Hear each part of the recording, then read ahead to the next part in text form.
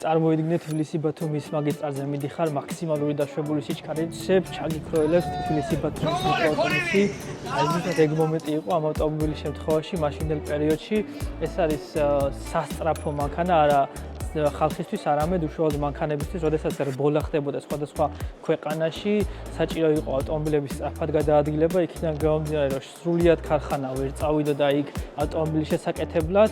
მას უდგას Mercedes-Benz 300 SL ძრავი, რომელსაც მაშინ შეეძლო 170 კმ/სთ-ში განვითარება.